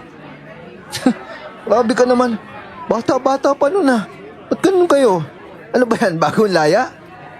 Naku, mas masahol pa sa bagong laya. Si Tonton.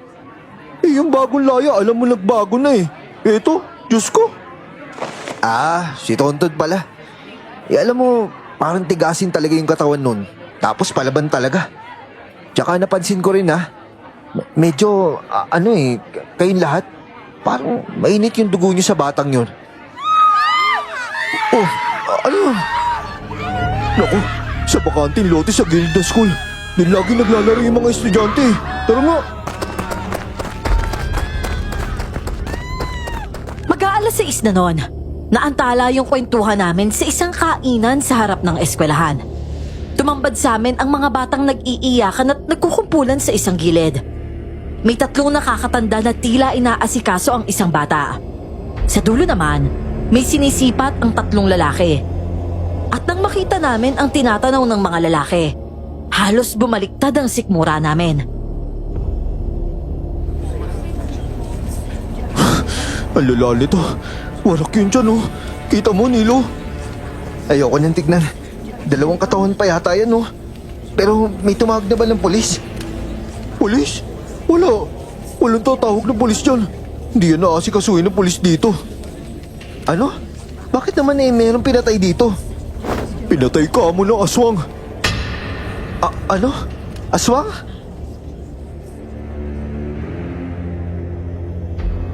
Nalamig ako at parang bumagal yung mundo ko. Bumalik sa utak ko lahat ng dati. Yung mga bangkay, mga sigaw, yung takot na akala ko tapos na. Sa isip-isip ko noon tiyanak, ngayon naman ay aswang.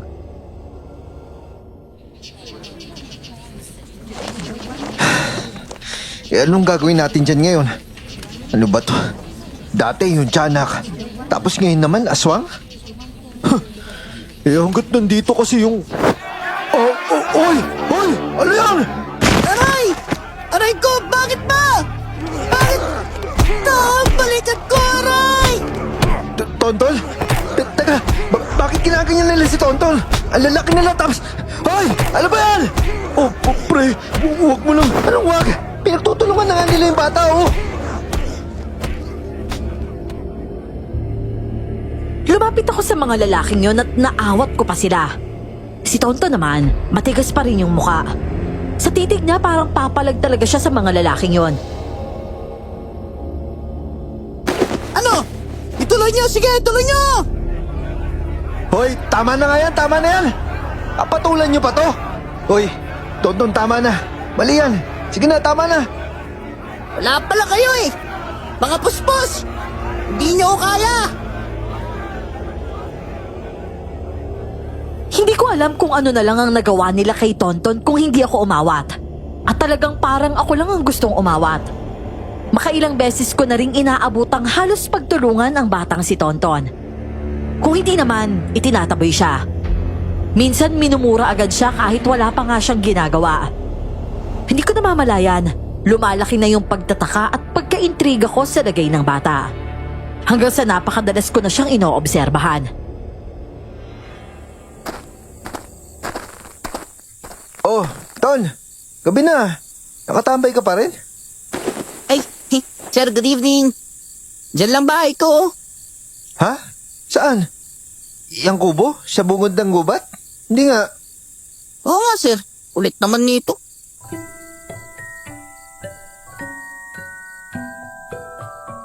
Alas 9 na noon. Ginabi ako ng uwi dahil nagyayang kumain si Boboy. Nadaanan ko naman yung bungad ng sinunog na gubat noon. Sa isang patay na puno sa bungad, nakatalong ko si Tonton, parang nagdodrawing. Nagtaka na lang ako nang ituro ni Tonton ang kubo sa bandang loob ng gubat. Nang sipatin ko yon, may mga ilawan nga naman, pero parang walang ibang tao.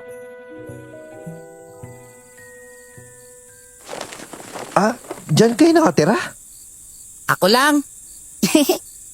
Ano? Nasaan yung nanay at tatay mo? Wala pa ba sila? Saan sila nagtatrabaho?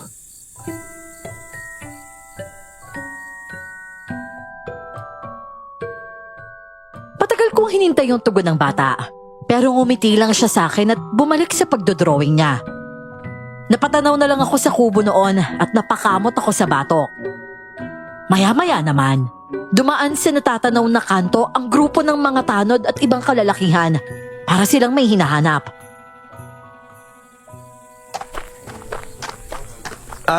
Mga boss, ano po meron? Si Kabesa pala. Magandang gabi, Nilo. Ginagabi ka sa daan, delikado yan. At alam mo yan, hindi ba? At saka nakita mo na rin ang nangyari nung isang araw sa bakanting lote. Nayaya po kasi ako ni Boboy eh. Ano po ba yan? May hinahabol kami. Ano ba tong may aswang daw na umaligid sa isang kabahayan doon? Tapos, dito raw nagtungo.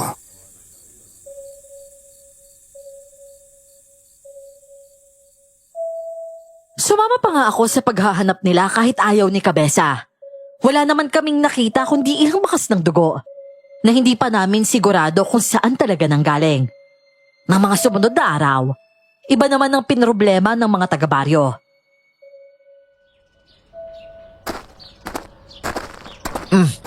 Aga ni Boboy ah.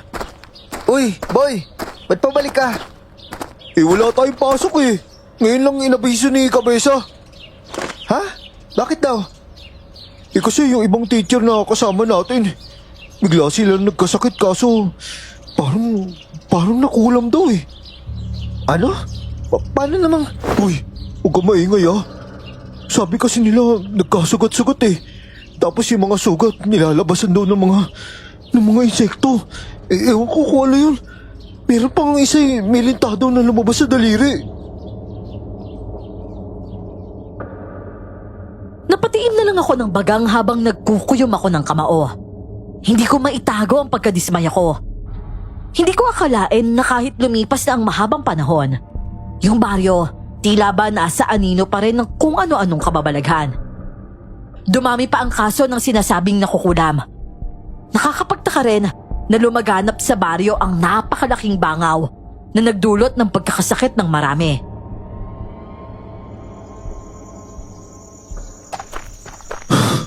Buti na lang priority tayo sa center. Pero nagkakaubusan na talaga ng gamot eh. Ito mga parang sugat-sugat sa balat ko, palala na rin ng palala. Buti ikaw sa braso pa lang. Oo nga eh. Tapos yung mga bangaw sa bahay, grabe. Parang besta. Boboy, dito na ako ah. Oo, sige. Punta ka sa amin mamaya ah. Titignan ko tol ah. O siya sige, una na ako. Sige. Ano ba nangyayari dito?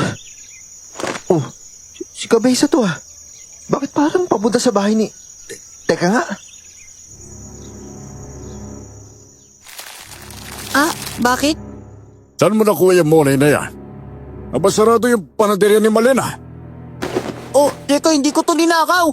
Ba't ka nandito? Ito ang pera mo para sa isang linggo. Mamaya, padadalhan kita ng bigas sa mga tanod ha. Sige na, mag-ingat ka. Kung ano nung sakit ang... naku, sige na ka. Teka, sandali. May tanong ako. Uy, saglit lang! Bakit? Ba't ako lang mag-isa? Ha? Sabi ko, ba't ako mag-isa? Yung iba, hindi. Mali. Silang lahat pala. Silang lahat may kasama. Bakit ako? Ba't ako mag-isa lang? Sa isang linggo na lang siguro. Ipapalipat kita ng bahay. Doon ka sa isang paupahan ko sa dulo, ha? Maraming magbabakante ngayon eh. Hindi alam ni Kabesa na nakamasid ako sa hindi kalayuan. Naririnig ko ang lahat dahil laging pasigaw si Tonton. Hinatiran lang ng pera si Tonton, perang ni hindi niya tiningnan ng ibaba ni Kabesa. At sa tanong na ibinulalas ng bata, parang piniga yung puso ko. Dahil bakit daw siya mag-isa? Tanong na hindi naman nasagot ni Kabesa. Lumipas pa nga ang 3 linggo. Humupa ang pagkakasakit ng mga tao sa baryo. Biglang payapa na tumakbo yung panahon. Araw na ng pagtatapos ng mga bata sa eskwelahan namin. At syempre pa, sa graduation ceremony. Isang bata ang walang pagmamanuhang magulang matapos magmarcha. Tonton, dito ka, oh. Dito ka. Huwag na sir, ayos lang.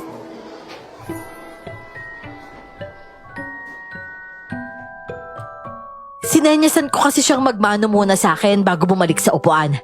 Pero umiling lang siya at ngumisi. Tapos imbis na bumalik sa upuan niya, dumiretso siya palabas ng bulwagan. Sinundan ko pa nga siya pero hindi ko na siya nakita.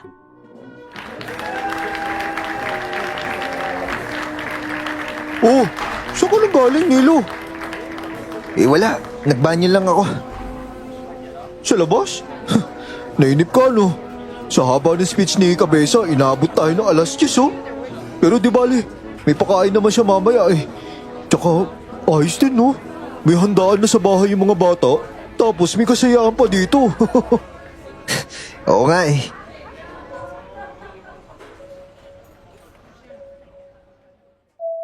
Nagtipon nga ang lahat sa salo-salong ipinahanda ni Kabesa. Halos buong baryo nandun, pwera lang kay Tonton. Masayang-masaya yung mga magulang, kuhanan ng mga litrato, yakapan at iyakan ng mga magkakaklase. At sa gitna ng lahat ng yon, nakamasid lang ako.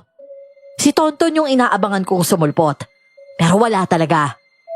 Nauna na akong umalis dahil may gusto kong puntahan. Oh, Ton, ba't umalis ka kagad? Daming pagkain dun, ah. Ay, akala ko si Kabesa. Si sir pala. Ikaw din. Umalis kang maaga. Inaantok na ako, eh. Tsaka, ayos din pala tong paupahan nila Kabesa, no? Buti na lang nalagay ka dito. Ah, eto nga pala. Pansit, cake, lechon, tsaka may spaghetti. Nanghiram ako dun, oh. Ba? Pinamulsa mo lahat yan, sir? Ikaw, ha? Uy, para sa iyan, no? Kain ka. May plato pa ba dito? Ako na maghahain ng... Yan ang pagkain dun? Ah, oo. Bakit? Yari silang lahat dun. Ha? Bakit naman? Hindi pa naman yung panis, ah. Doon mismo niluto yung... Oh, Kabesa, bakit to? Ano? May problema, no? Buti narito ka, Nilo. Kailangan ko ng tulong mo. Bata, sumama ka kay Sir Nilo. Pinadaan kami ni Kabesa sa kabilang daan ng eskinita ng mga paupahan niya. Yung mga tao kasi papasugod na. Si Tonton yung hinahanap nila at hindi maganda ang pakay nila sa kanya.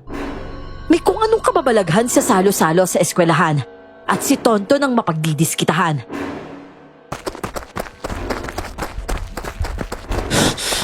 Yanggaw? Yung pagkain merong yanggaw? Paano mo naman nalaman? Oo, iiwan ko. Basta alam ko. At mamayahan lang. Babaha ng dugo dito sa baryo ko sakali. Layo pa. Pagod na ako. Isan daw ba sabi ni Kabesa? Doon daw sa kapatid niya, eh. Doon sa bahay nila. Pero, teka. Tonton? Tonton! Nasaan na yung batang yun?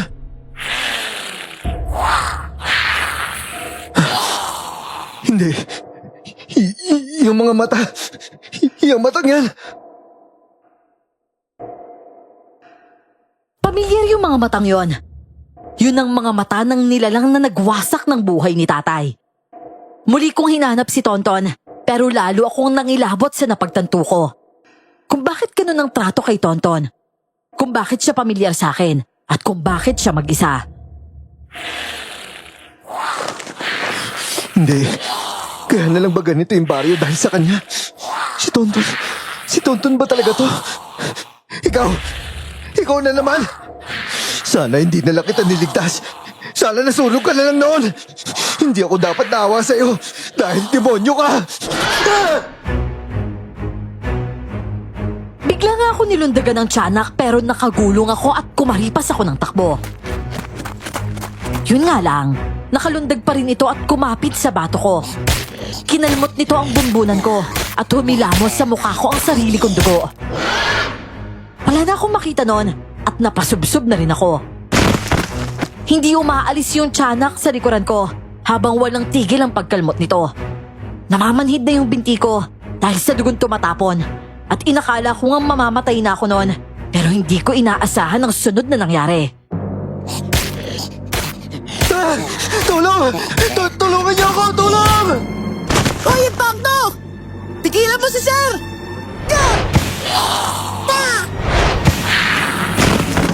Ano? Sige! Hoy, Sir! Tayo, bilis! Bigla ko narinig yung sigaw ni Tonton. Nagsaboy ito ng kung ano at umatungal ng napakalakas yung tiyanak. At pagkatapos ay lumundag na ito palayo.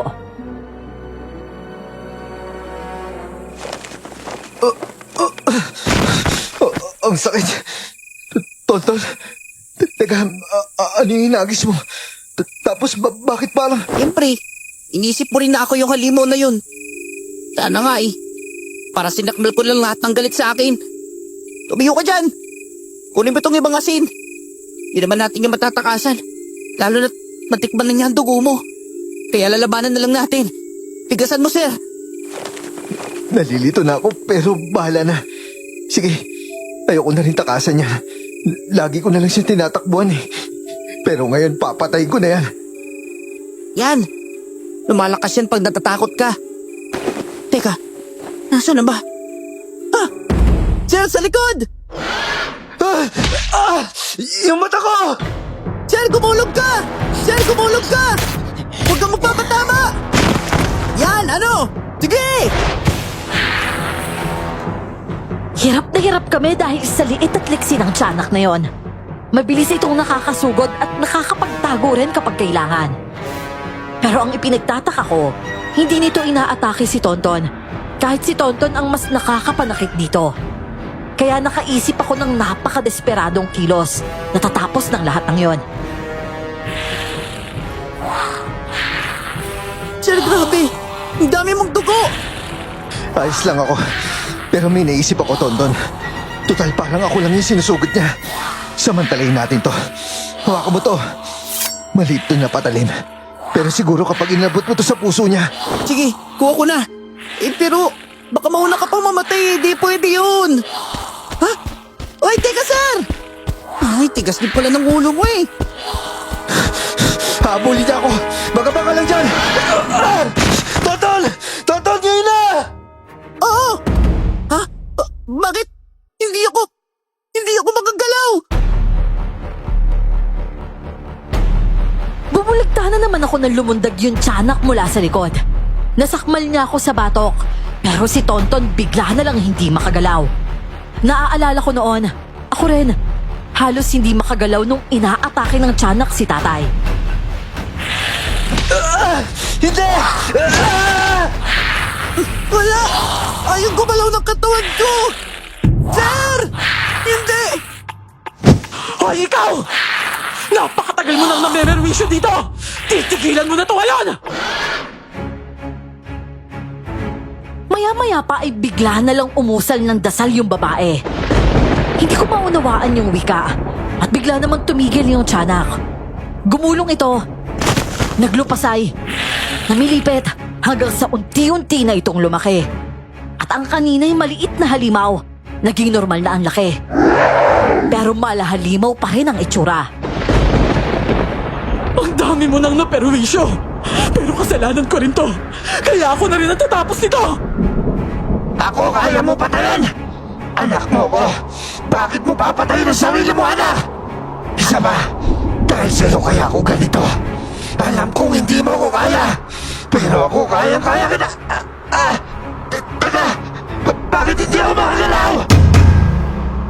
Kakayanin kong patayin ka! Kahit anak pa kita!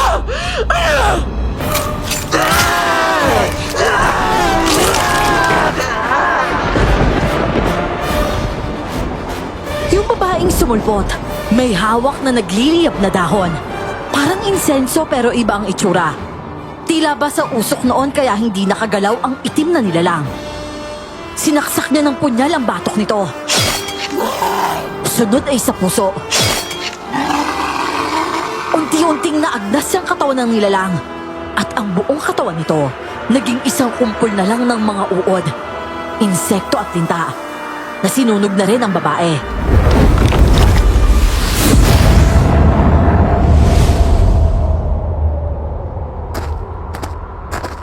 Bakit ka nagbalik, Edna? Alam mong hindi makabubuti sa'yo na. Alam ko, Kabesa.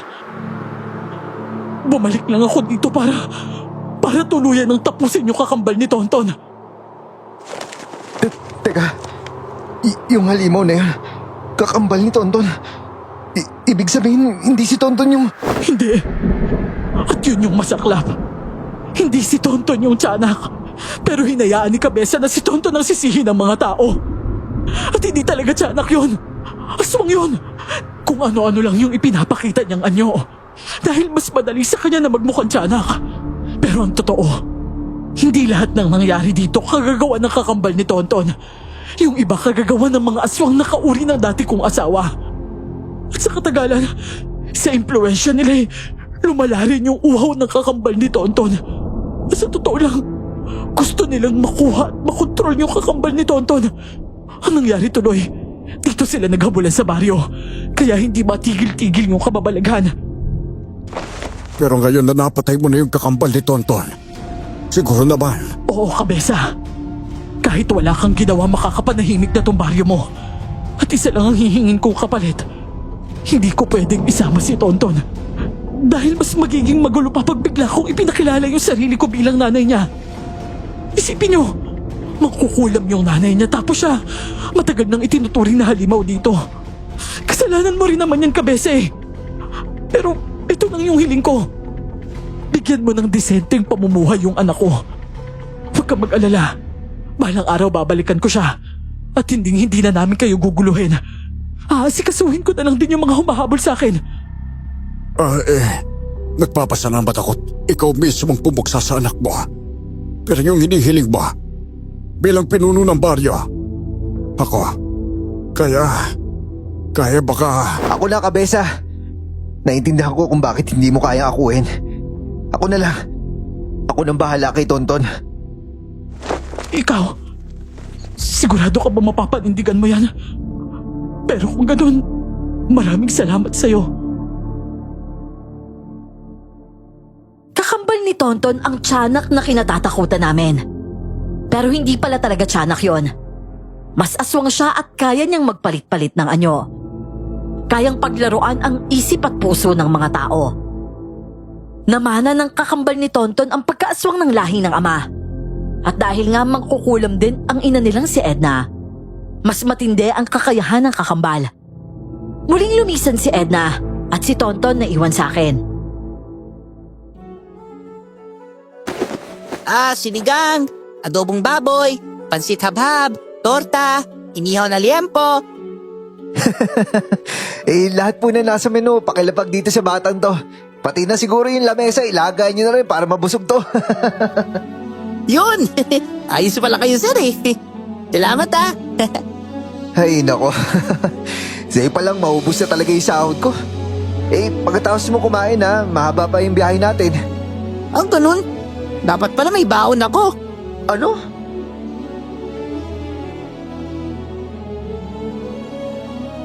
Umalis ulit ako ng baryo.